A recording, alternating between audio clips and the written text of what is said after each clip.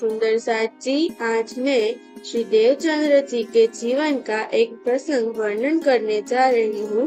भोजनगर का वृतांत 1659 से 1662।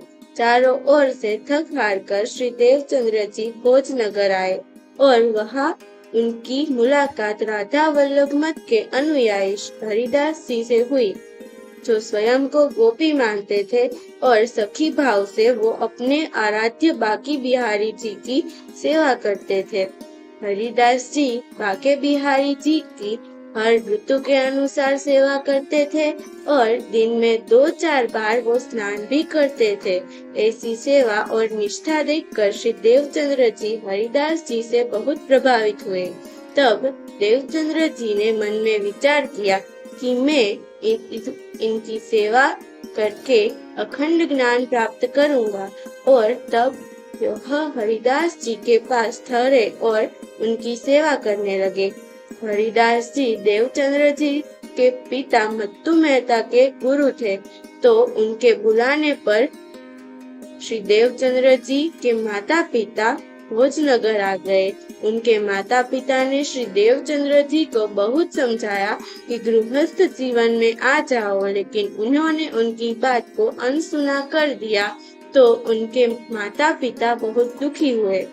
श्री देवचंद्र जी अपने शुद्ध मन, वाणी तथा कर्म से हरिदास जी की सेवा करते थे। उनकी सेवा भाव को देखते हुए हरिदास जी ने श्री देवचंद्र जी को दीक्षा देने के लिए एक शुभ दिन निश्चित किया, और उधर उनके माता पिता ने भी विवाह का भी वही दिन निश्चित किया।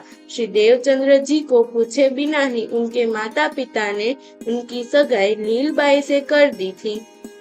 वह दिन श्री देवचंद्र जी ने अपना सिर मुंडवा दिया, क्योंकि राधा वल्लभ मार्ग में जब दीक्षा लेनी होती है तो सिर मुंडवाना पड़ता है। तब हरिदास जी ने पूछा कि पहले आपने किसी से मंत्र लिया हुआ है?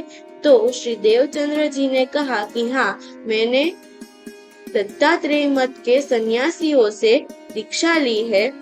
यह सुनकर श्री देवचंद्र जी ने कहा कि आप उनका मंत्र एक कागज पर लिख दो और उसे रोटी के अंदर रखकर किसी सन्यासी को भिक्षा में दान कर दो, तो वह मंत्र उनके पास चला जाएगा।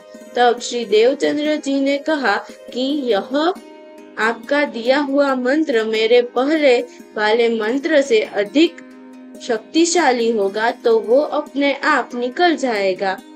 इसमें किसी को देने की क्या जरूरत है? यह तो एक प्रकार से बाह्य कर्मकांड ही हुआ। ऐसी बात सुनकर हरिदास जी बहुत प्रसन्न हुए और उनको मंत्र दिया और कहा कि इस मंत्र का हमेशा चिंतन मनन और स्मरण करते रहना। मंत्र यह था, भजमन श्री वृंदावन कुंज बिहारी नित्य विलास।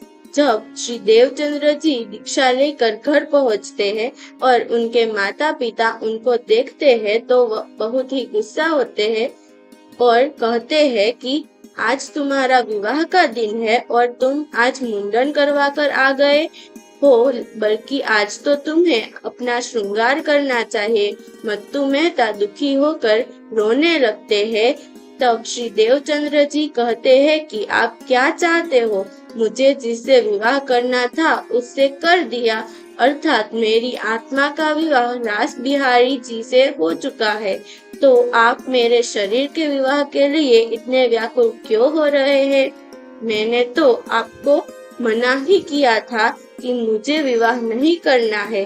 पिता की जिद के आगे श्री देवचंद्र जी को विवाह करना पड़ता है, लेकिन इसका इन पर कोई प्रभाव नहीं पड़ता, और जैसे वो पहले हरिदास जी की सेवा किया करते थे वैसे ही किया करते हैं। प्रेम प्रणाम जी।